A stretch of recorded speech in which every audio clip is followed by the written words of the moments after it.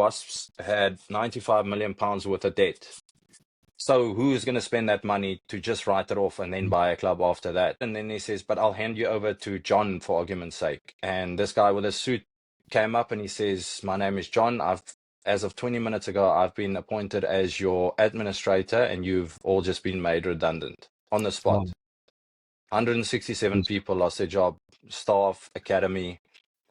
For me, it was a shock, but I could accept that because I was only at Wasps for a year and a half. But for guys who's been there for, 8, I mean, imagine that happened at the Bulls where you spend majority of your career. Hi, everybody. Welcome to another episode on our podcast, Lessons from the Game, with my co-host, Ben Pegner. And we are joined today by an unbelievable guest. He has played 46 games for South Africa. He has won 2 Super Rugby trophies with the Bulls, one of the best teams in the history of the game. And he has scored an unbelievable try against the Crusaders on the wing. And he's none other than Francois Hougaard. Francois, brother, good to see you. Good to see you. It's been a long time. No, it's good. This time we actually pressed the record button. Had a bit of a false start earlier. All good. No, awesome. Tell me, Francois, where are you at the moment? I'm in London. I've been here for about just over a year now. I used to live outside Worcester, which is about 2.5 hours from London. And I've been in the UK for just over 8 years now. So wow. Okay. Yeah. I'm actually getting my doing my residency ceremony on tomorrow. Wow, congratulations. Awesome. Yeah. Swearing my allegiance to the king, so. All right. And will you be changing accents when you speak? No. You still got a proper South African English accent there. No chance. No. Let's not take it that far. Okay. All right, Ben. Good to see you, man. Looking good. Hair sharp. Oh, cheers, G. How are you, man? You okay? Nah, I'm good, man. I'm just chilling here with Pikachu. Then you can see Pikachu at the back here on the screen here in my daughter's room recording this podcast. But nice and cold. I see Francois over there in his T-shirt. So nice and cold here in Toulouse. But yeah, all good to go. Looking forward to it. Right, Francois, we want to get stuck into this. Loads of us to deep dive into it, We know that you are someone that has always been very proud of his physique, his efforts. You've always been a hard worker. But I want to start the podcast like we always do on our Lessons from the Game podcast. What is the one lesson that you have learned from the game of rugby, which you can share with our young aspiring rugby players and coaches? Jeez. I think rugby is obviously a great game, with making friends, and you get to travel the world and see places. And I think we're obviously very fortunate to be able to play the game. But for me, I think it's discipline is the thing that stands out for me, because I think it's, you obviously choose to be a certain way after a while, but I think playing for 17 years professional, I think it gets drilled into you.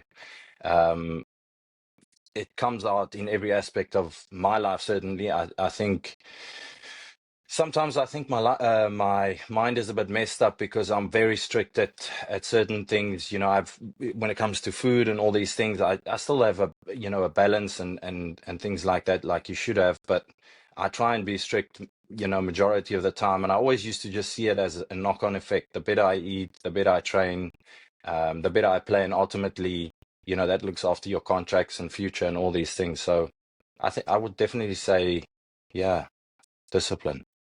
Okay, awesome. Francois, it's so weird saying Francois because we call him Hoagie, so I'm going to stick to that. Francois, I remember back in the day when you started out George training camp. I remember back in the day, Dippy's, Stefan Dippenaar, you guys were youngsters, these boys coming from Paul Roos, come from a great school, obviously rivals with Paul Boys High. And, you started quite young in the Bulls. You found yourself with these experienced players, Fourie du Preez, all these great players, Victor Matfield, Dani Rousseau, and you managed to make your mark. And it takes me back to that try that you scored against the Crusaders in 2010. But what I would like to talk about, tell us a bit about your experience, being part of the Bulls dynasty, as we can call it, that were destructive for so many years, and you managed to experience 2 finals in 2009 and 2010.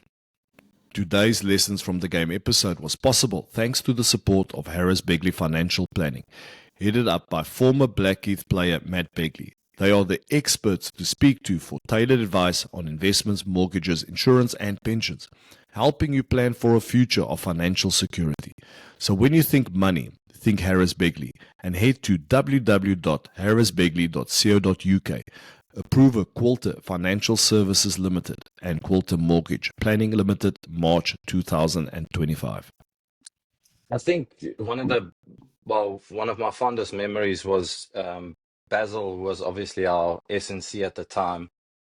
I think just before I got to the Bulls, obviously coming from Paul Roos, myself and Stefan Dippenaar, he kept on telling me he's going to break me and all these things. And I kind of made it my mission to try and impress, because we obviously back in the day the fitness was, heavy old school, a lot of fitness. Like I guess that's why we also did so well, is because we was, so fit and train so hard. So I kind of made it my mission to impress him on the repeated sprints and all these things. And I think the repeated sprint record still stands at the Bulls, which is quite nice. I think it's from 2007 or 2008, end of 2007.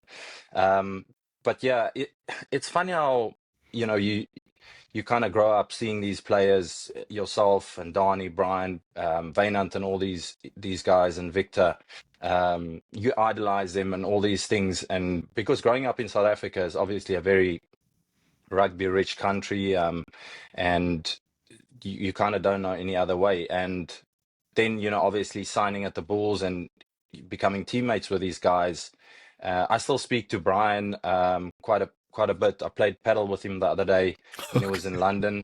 Awesome. But yeah, it's funny how things change. You from just wanting a picture or being in the same room or just seeing these people in real life to becoming actual, friends. I think that the 8-9 years at the Bulls was definitely the best part of my career. It's quite hard to explain, when you watch videos of, the years that we played, highlights and all these things. It's quite hard to explain to people how it really was. I can remember, and it gives me goosebumps when I think it was like when we play semifinals, people used to camp outside Loftus to get tickets in the next morning. And it's crazy, you don't see things like that anymore. It's hard because obviously in the UK, it's not like that. And just the passion and stuff that the people have, for it. It's definitely a very, very special time of my career. But before I got to the Bulls, when I kind of had to make my decision, because I played SA under 19 and all these things, I did well at the World Cup, Junior World Cup, and then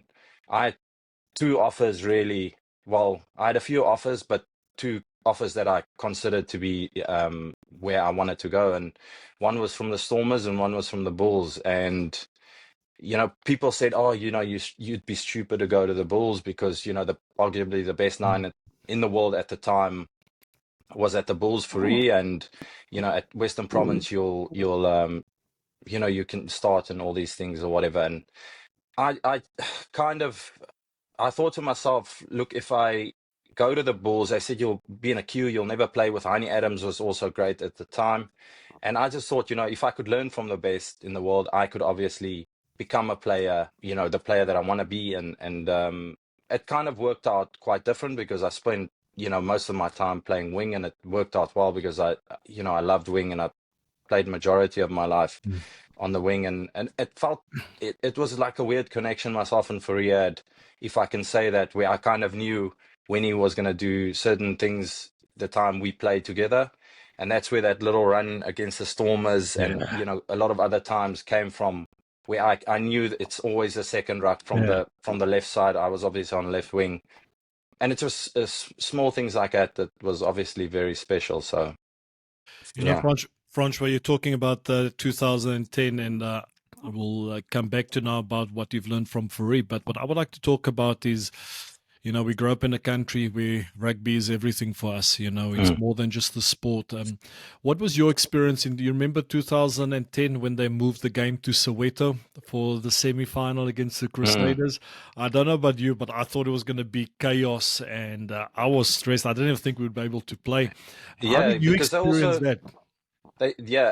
For me, it was unbelievable. One thing I can clearly remember was the bus ride on the way to Joburg, because normally it would just be a bus ride to Loftus, which, from the hotel or wherever and it was special because, it was like the whole country was there to see you play, and just to see, all the buses of people supporting and people getting out of their cars on the way there, the massive queues of people supporting.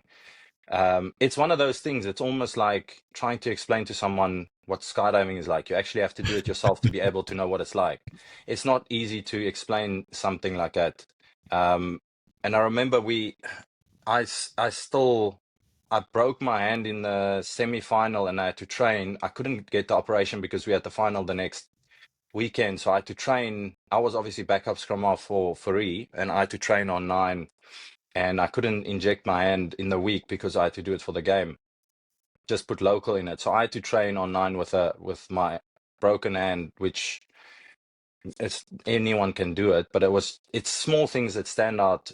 From that week we had to train at the university, and the bus ride and all these things. It's funny because it was such a long time ago, but it was almost like it happened yesterday. So no, it's very, very special memories. Francois, thanks for sharing that. You know what's incredible for me? When we do these interviews and we chat with people, and a lot of the stuff that they take for granted, it just gives an indication of this, sometimes sacrifice, sometimes discipline, as you mentioned. When you talk about, I just didn't have an injection, and it's just like a normal thing that you would have done. But also moving to the Bulls and choosing to go there so that you could be like learning from Fourie and on all these other incredible players. It's just indicates this growth mindset. How much of that has played a part throughout your career, in everything you've done? I think a massive part, because I think I just don't know any other way. For me, it's 100% or nothing. Someone like Fourie is, I think we'll get there, but he's obviously he's unbelievable. He was an unbelievable rugby player, but the thing that made him so good is his knowledge about the game. I think when he used to stand up in meetings and say something that a coach would have said, the coaches would sit down and listen. I think at certain times, obviously you have to have a coach, but we didn't even need a coach with Victor and Fourie there. So, it's all info that you would soak up, and just to learn and see. He wasn't the most physical player. If you look at him, you would think, how good can this guy really be? But he was an unbelievable guy. He was always just trying to help and for you to get better, because a lot of the times you'd be in a position where someone you compete in the same position and they don't really want to help, or it's like competing for the same thing, whereas theirs was trying to make each other better.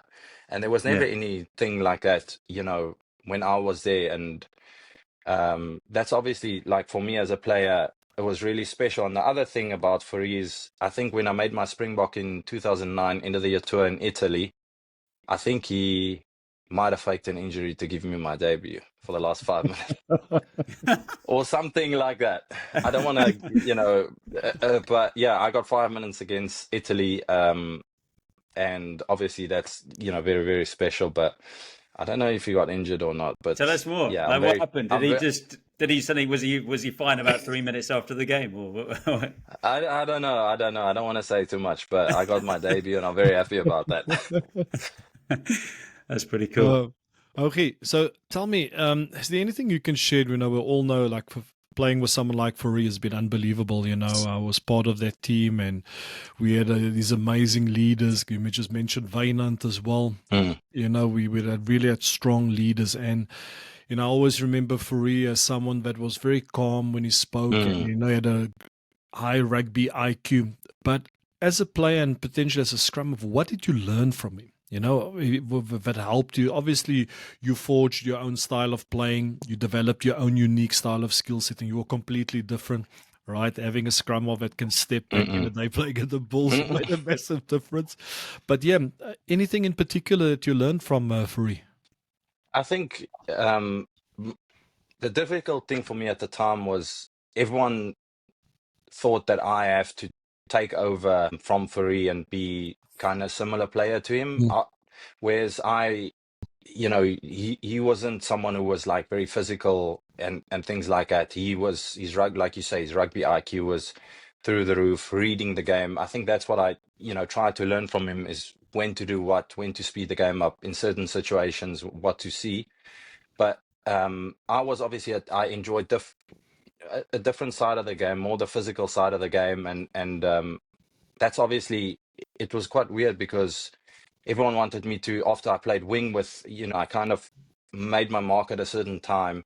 Then I had to go back to nine, and it got to a stage where I didn't really enjoy it that much. I enjoyed playing on the wing because for me, what I like more was creating things. I mean, you obviously enjoy scoring tries, but more to create, like you say, step players and kind of making, breaks and all these things, creating special situations in games.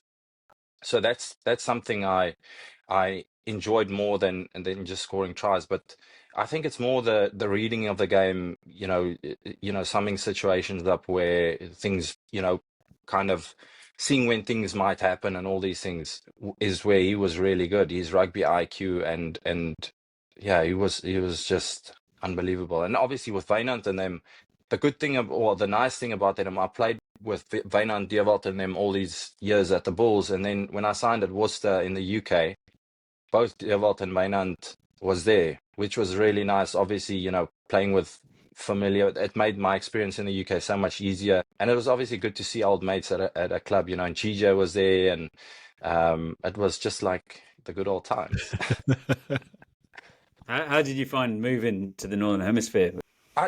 It made it much easier for me because I had such a good start to my kind of overseas journey. I couldn't have had a better start at overseas club. So I mean, it's tough with the weather at because everyone says, oh, it's cold, but you sit in the office fully clothed and all these things, and people don't understand that doesn't matter if it snows, hails, rain, whatever. You got to go out there and train, and it's just one of those things. I think most of the people only see the weekends and the good side of it, but don't understand a lot of the times the tough work and the hard work that goes into into preparing and training in the week. But I mean, after a while, it doesn't matter. You just got to get on with the job. You get used to the bad weather, and what am I going to sit and moan about it, year after year? You just got to get on with it and make the most out of it. 100%. So, okay, tell me, what was one of the, like a lot of, we see this in the professional game, maybe back in the day in South Africa, people, would be loyal to their province, as you would call it. Players would hardly change. And, we saw Brian going back to, he firstly came from the Lions, came to the Bulls, then he went back to the Stormers. And I eventually signed at Toulouse. We all have different reasons for moving on, because a lot of people can criticize, like, why leave the Bulls? Obviously a lot of us have left at some, but what was one of your big motivators why you decided to pursue your career in the UK? What was the big motivator behind it? So obviously at the Bulls, I was there for 8-9 years, and we went through a really tough stage after, because when you guys left, a whole group of you guys left it, like the whole core, more than just the core of the team left at, and it was more than, it was like a rebuild phase after that, and it was quite tough. And I think you get to a stage in your career at the club that you are at where it might be the right time to then decide if you do want to go overseas, when is the right time to really go, and when you can still be good enough to play out there and make a decent life out of it, because you don't want to go when it's too late. I was gonna I signed a deal in Japan in 2015 at the Cannon Eagles, and I was still gonna go with Willie, and that was the year obviously that I played wing, and that was obviously trying to get into the World Cup. And Heineke said no, he's the wings, he can't pick me on wing, I've got to go play 9. If that's the position I'm going to make it into the World Cup, I got to go play 9. So obviously my agent didn't tell me at the time. I went and played 9 in Currie Cup, and my Japanese deal completely fell through, which some regulation or something. And I mean, who knows, I might have still been in Japan, because obviously I've always wanted to go there. For me, it's obviously too late now because I'm probably done playing, but I'm obviously thankful for making the move to the UK, because I wouldn't have been here or achieved what I have in the UK if things didn't work out the way it did. So yeah, for me it was just, I don't know, it almost feels like your time at a club comes to an end when, you make that decision. And it's nothing personal. I think a lot of the times they do throw the card out, that loyalty and all these things, but as soon as you get a big injury, people are quickly to forget about you Yeah, and true. not, they don't look after you because they'll take the next best thing.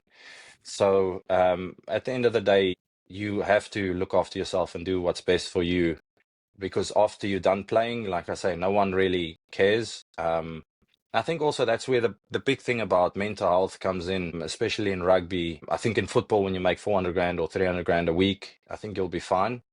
But in rugby, when your career comes to an end, you're not the man anymore. If people often struggle because their friends are just in rugby, they've got no friends outside rugby. But when that comes to an end, you're alone. You got to go do something. A lot of people, or a lot of players, don't use business opportunities or opportunities they get, at functions. And, everyone wants to be associated with someone in the eye, or someone who's, kind of famous or whatever. But if you don't use that opportunities, you're going to get to a stage where um, you're going to be left with nothing. You got to go do something that you hate or probably don't like, you don't have a passion for.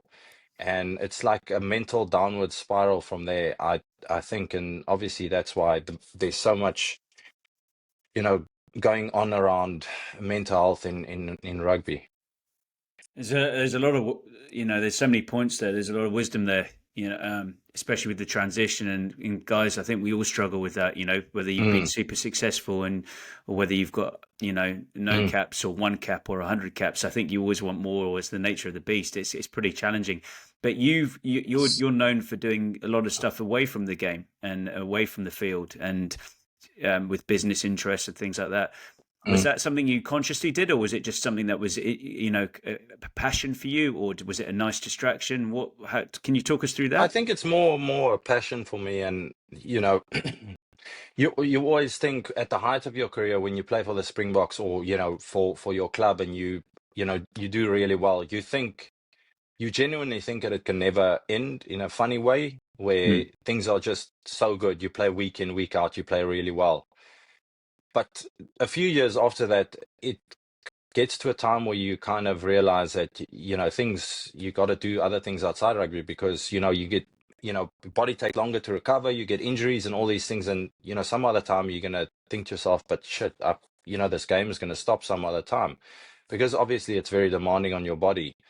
I think for me, it was just, I've got a passion for business. I obviously want, aspire, or I've got dreams and goals and things I want to achieve. And, you know, for me to achieve those things, you have to, kind of get out of your comfort zone, or, put extra work into, get into the kind of business world, or, kind of try and set things up outside rugby. So, yeah, it was more a kind of a motivation for, from my goals side. I've got a passion for it.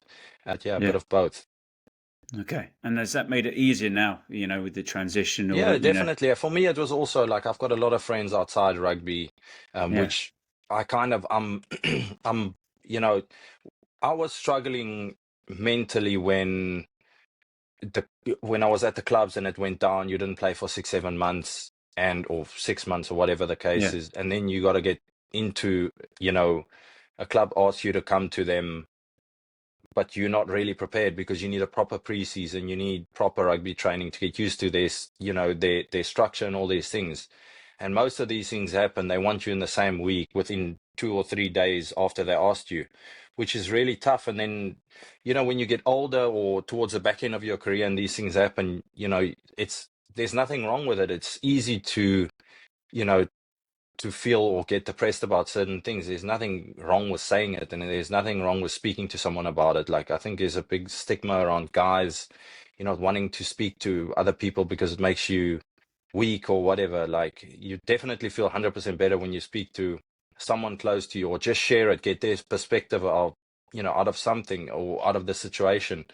I don't think, luckily, we've always had like sports psychologists and these things around, so that you can sit, and it doesn't have to you can always look at it from like a lighter side of, a conversation. It doesn't have to be like all deep, cry your eyes out, or all these things. You can just talk about it, and, useful things and points come out of these conversations that you can use as tools to, kind of remind yourself when you do go through these things, just to use that.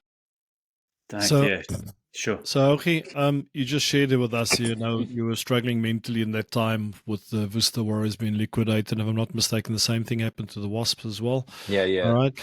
And how did you experience that time? Obviously, like you just mentioned, we'll talk about it a bit in the businesses that you've invested yourself into outside of rugby. But how did you get through that time? How did you experience it? Like, I think a lot of people, they read the news, they see the headlines, okay, the club's in trouble, and very little people actually took the time to appreciate, okay, what are these guys going through? Were there resources provided to you guys? How did you experience it?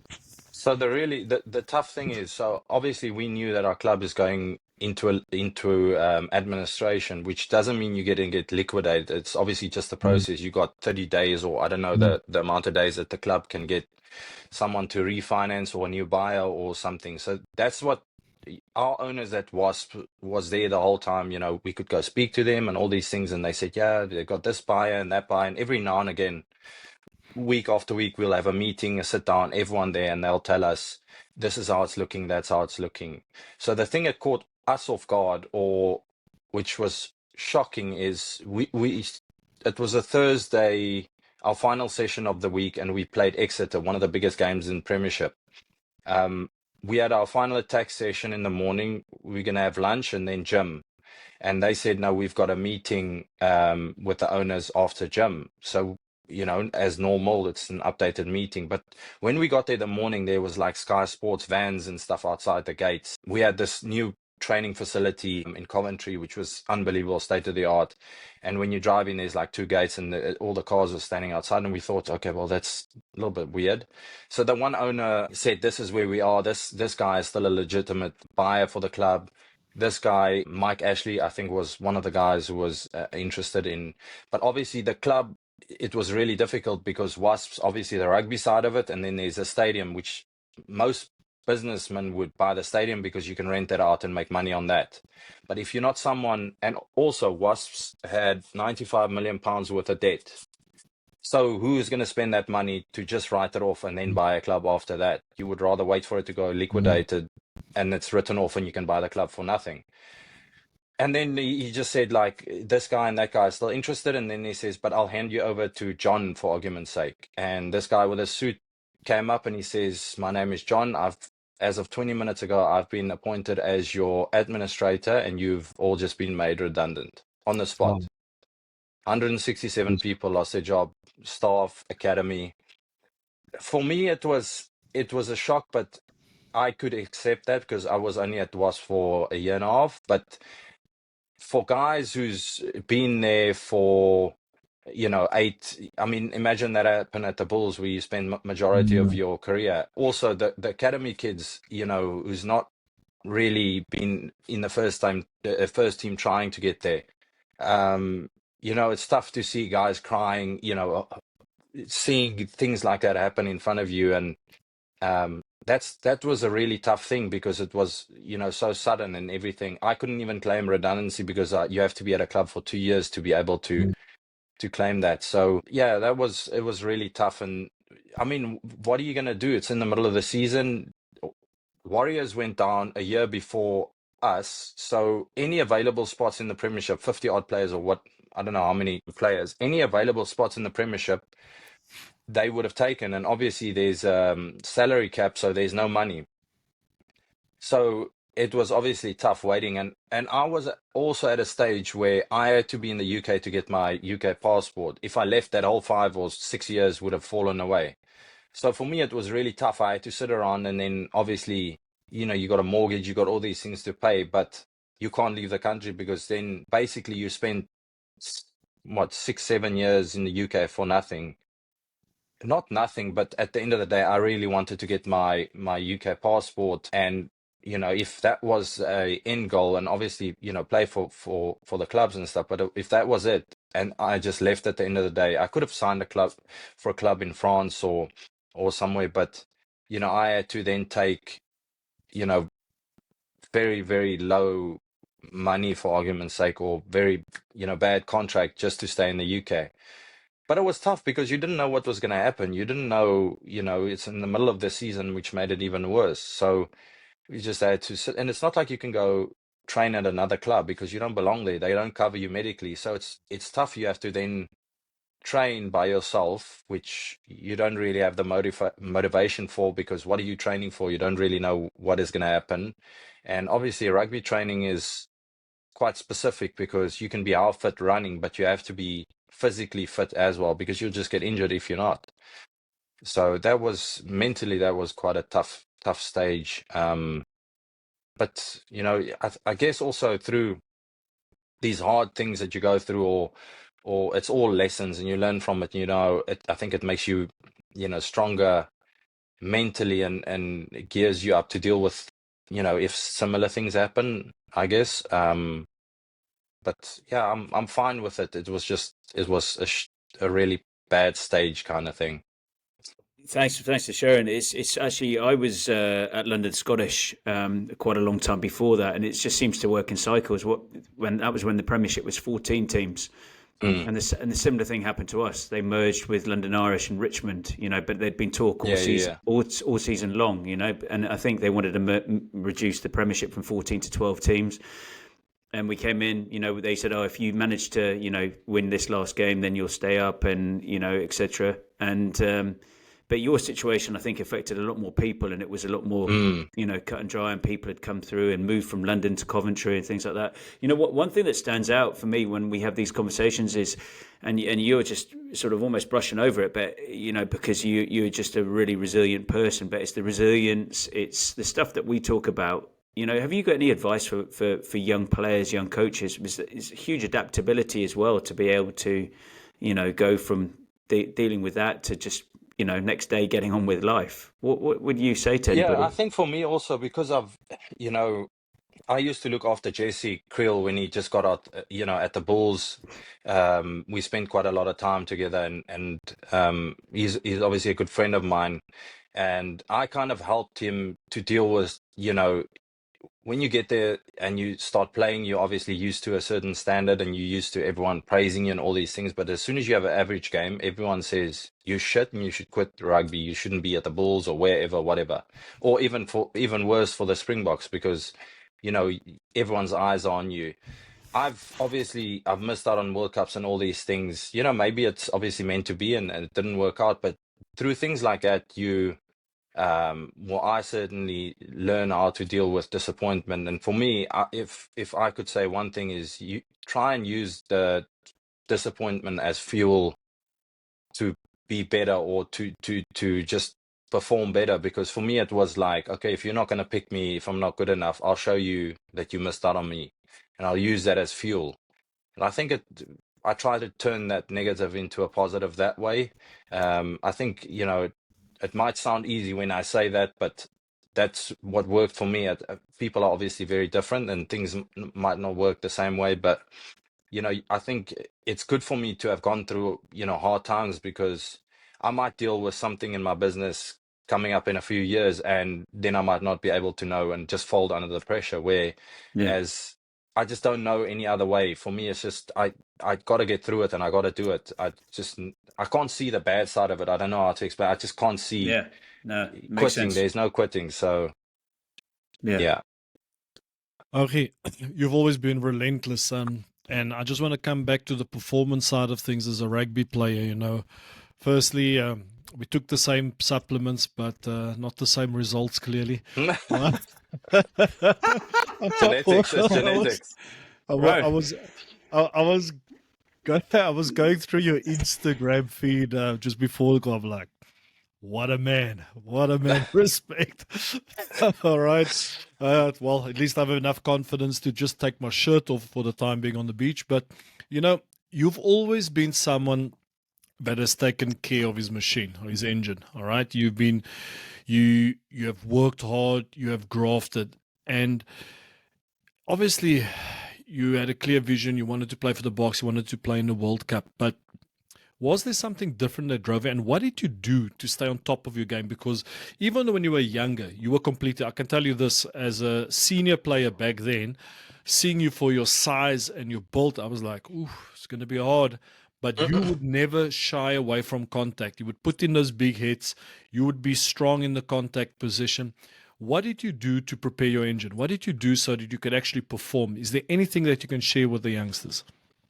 I don't know. I just think that whatever I do, I have to give it my all. And like I said, with the eating thing, it's kind of a knock-on effect. I always, the more strict I am with what I eat, and a lot of people won't be like it because everyone just wants to enjoy their food and all these things. And I do enjoy being strict on, on certain things, but like it, for me, it was like a knock-on effect, and the better. And then once you sign or achieve a certain something, you're like, okay, this is, all that effort and that work actually pays off. So I might as well just continue this. So over the years, I think it was so ingrained in me to be a Yeah. certain way. Even now, I do intermittent fasting. I don't really drink anymore, or not that I used to drink a Yeah, lot or same. anything like that, but um, I don't really drink, and I try and eat as much organic food and good food as I can. Have a balance. You have a burger or pizza or something every now and again. But I train every single day. I do like these PR, which is precision run classes at Equinox, Okay. 2-3 times a week, which is like around 8.5 Ks of just like interval sprints, which is really tough. It's all done by like professional runners and all these things. But it's like it keeps me sane in a certain way. Like I have to train, and it feels like, you've kind of accomplished something. You can go about your day a different way. If I go without training for one day, which might sound ridiculous and stupid, it almost feels like I'm getting a bit lost. It comes back to having a routine. A routine for me is kind of everything. I feel a bit all over the place if I'm not in routine. And obviously, when you're on holiday and all these things, it's quite tough to be in that certain routine.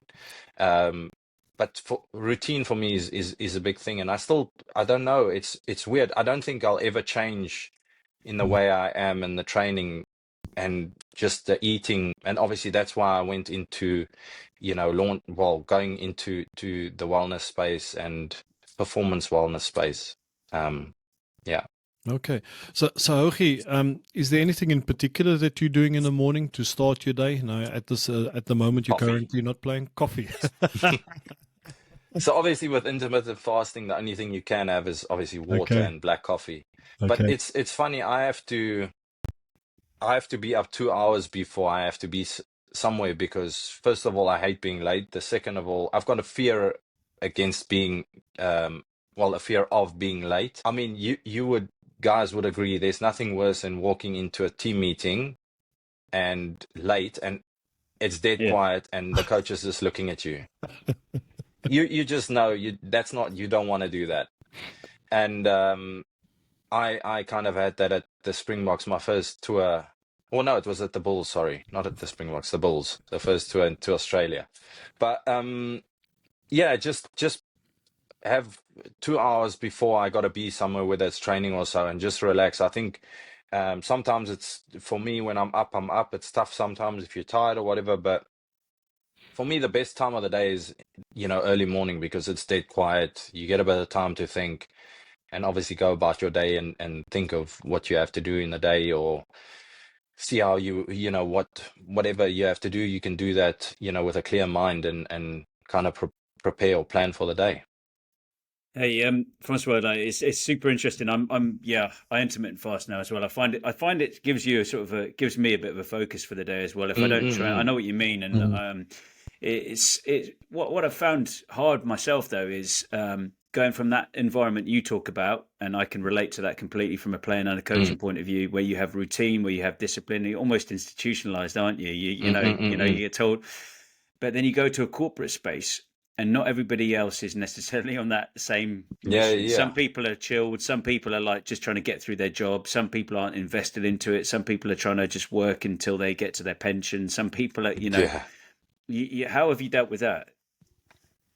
That's why it's for me it's quite tough to explain, or when someone says, oh, like my girlfriend would say, like, how are you so disciplined? Like, it's really tough to explain because that's the only thing I know. Like, it's the only, I don't know any other way. It's when it comes to eating certain things or dessert or whatever, for me, it's just plain and simple. I also know over the years when I eat bad food, I feel guilty, not in a way where I'm going to go slit my wrist or put my finger in my throat or something like that. But I know that feeling, so I would much rather not have that rather than having it. But like you say, not everyone's on the same journey, and not everyone sees Yeah. that the same way. Like people are just want to get by, and that's also Yeah. okay. Like everyone does their own thing, but it is tough to kind of, you know, because I've done something for 17 years, professional rugby, the part where what you get used to is then after you played, you know,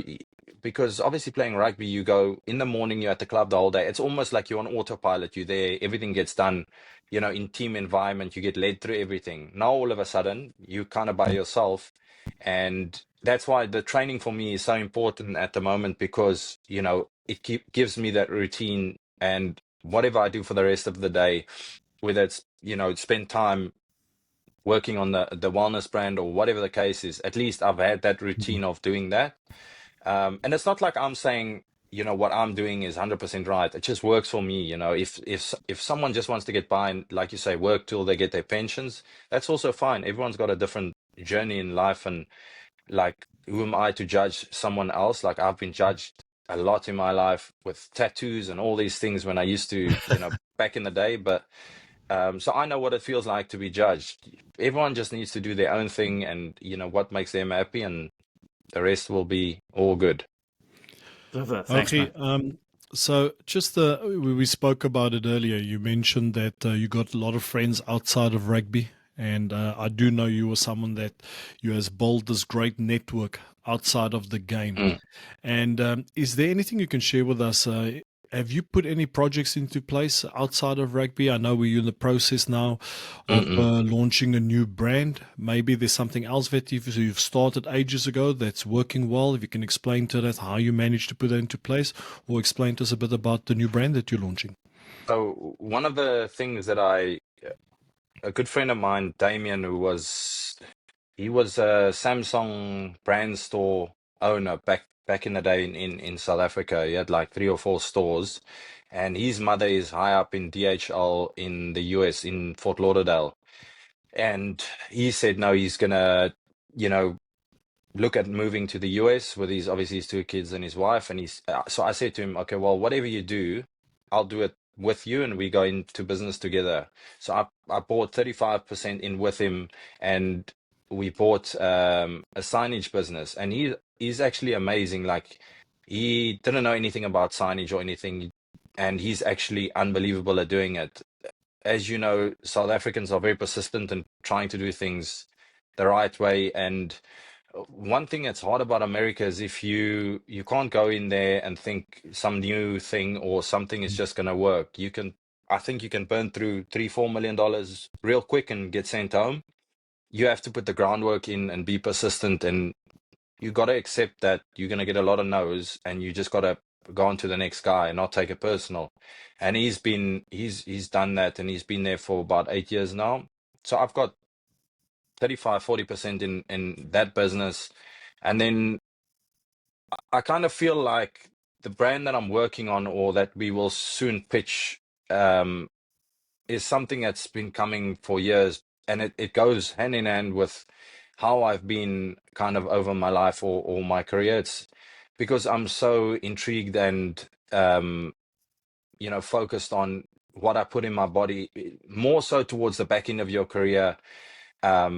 Is obviously looking into performance wellness. Well, wellness, but performance wellness is like the bridge between wellness and more on the performing side. I feel like the supplement market is very saturated. I feel also it's got a bit of a shelf life where if I'm not a professional athlete anymore, I wouldn't be on all sorts of supplements, because you either use supplements to gain weight or to lose weight or to reach a certain strength or power, whatever the case is. But wellness is a certain something like daily greens, is all these things that helps you with mental health, certain cancers. That's something that you can, well, should take till the day you die, because it's not something that's going to make you pick up weight. It looks after your health in general. So that's why I'm like, obviously, for me, the main thing is to try and look after myself and make sure that, you know, the things that matters, not necessarily me being on, 7 different supplements at the same time, trying to get to a certain standard. And that's also fine. There's nothing wrong with that. But I think the wellness space is more, what I wanted to be in. And when I got to Worcester, we had a nutritionist called Jordan, and he's an unbelievable guy. He's literally like a mad scientist when it comes to formulations and supplements, or ingredients, and I think he's obsessed with like research and facts on things. He can't work with someone if it's not based on facts and the truth. And so, around about the time that I was at Worcester, we spoke, and I said, I really want to, do a brand, and I want to get into the wellness space. And I would have never done a brand or got into the space if I didn't have someone that knows, the ingredients and what every single thing, and can do these formulations, from the back of their mind. Because I know a little bit about wellness, but not enough to be like, okay, this ingredient is, battles this and this and this and this. Most of these things sounds like I'm speaking Swahili. I don't, the names are so complicated, but he knows these things literally backwards. And um, he's done and achieved some amazing things. He works with the SAS in the UK.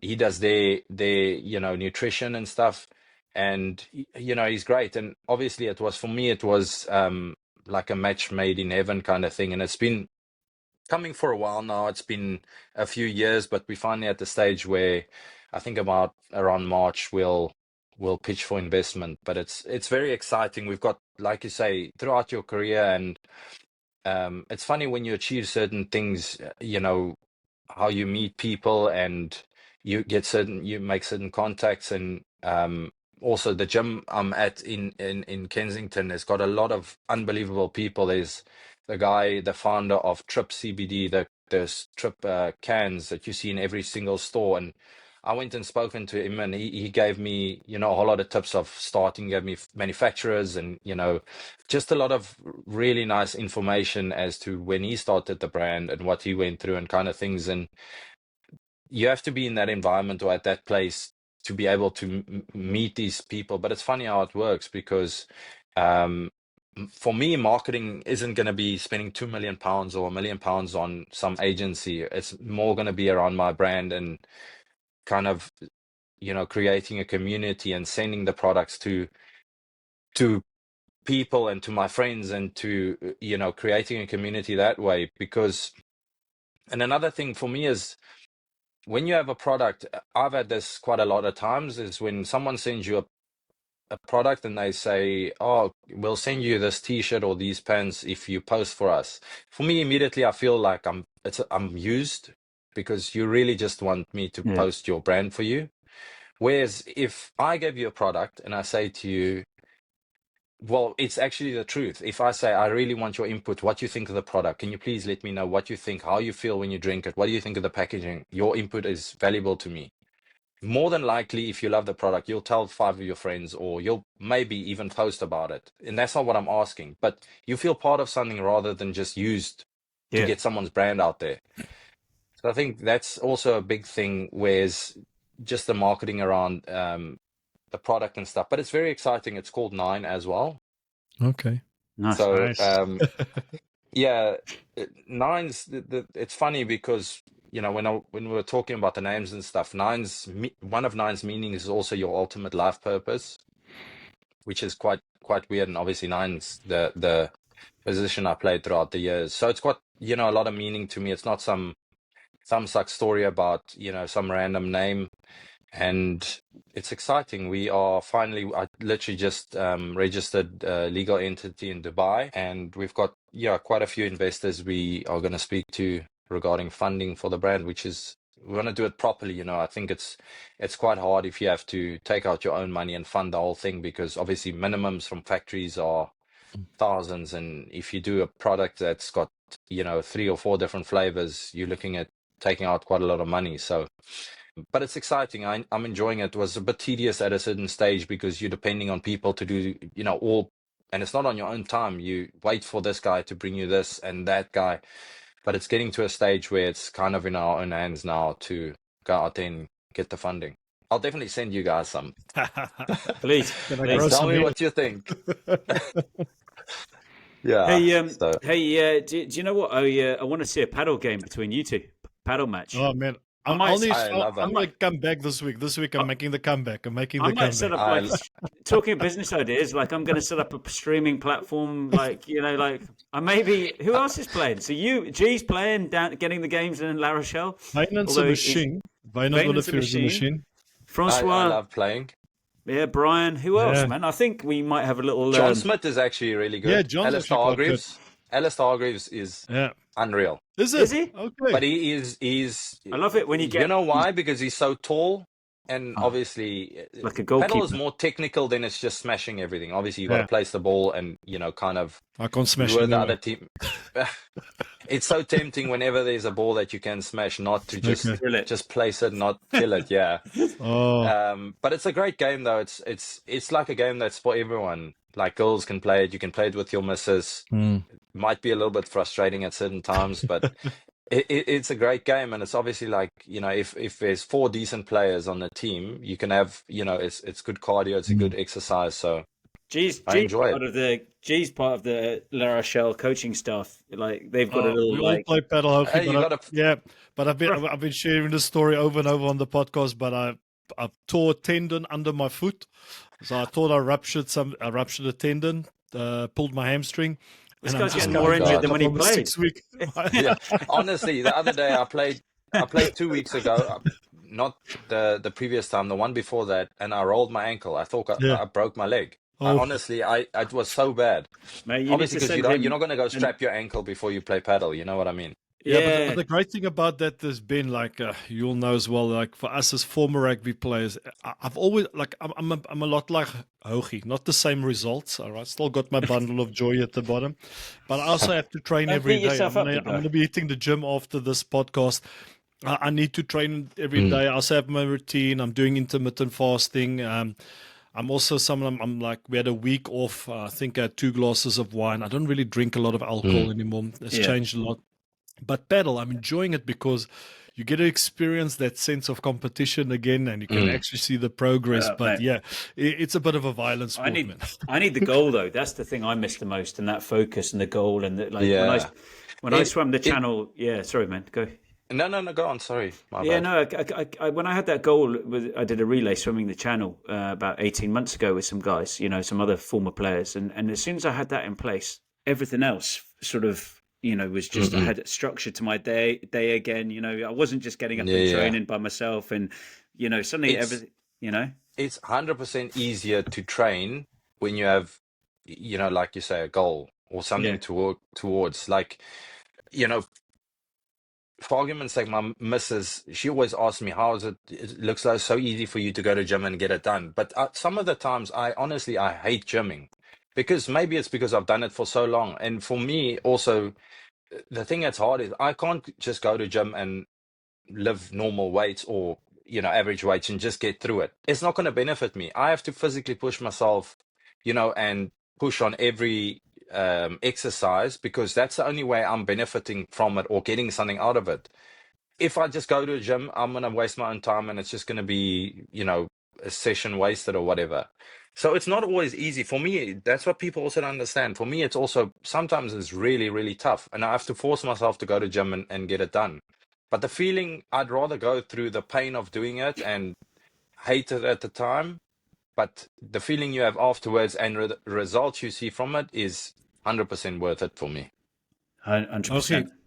So I just want to ask you, just to come back to the rugby side of things, you've played 46 test matches for South Africa.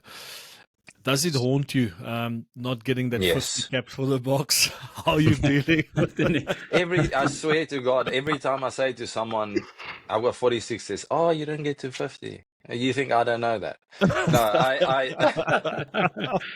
the thing is, I wish I did, but things obviously, happen for a reason, and it was just not my It was just not meant to happen, you know. Yeah. But it would have been amazing, you know. I'm like, I'll say this, I'm very, very grateful, and I'm very happy with what I've achieved. And for me, it was always about, if I could inspire someone or help someone with confidence or something and make a difference in someone's life, I'm happy. Like, it's the same with the wellness brand. If I can help people to start looking after themselves or invest in themselves to be better. It's not about the money. The money will come. I know the brand's going to do unbelievable well, but it's not about the money. It's more to get people to invest in themselves. Once you feel good about yourself, or when you're in a good routine and you eat well and you are healthier, you will never go back to what it was. So if you invest in yourself, you know, in health, you know, way, you'll never go back to it. And for me, that's kind of a thing, is trying to help people and inspire people to, you know, throughout my career, to be better. Or, you know, if for me, taking a photo with someone in the day or whatever the case is,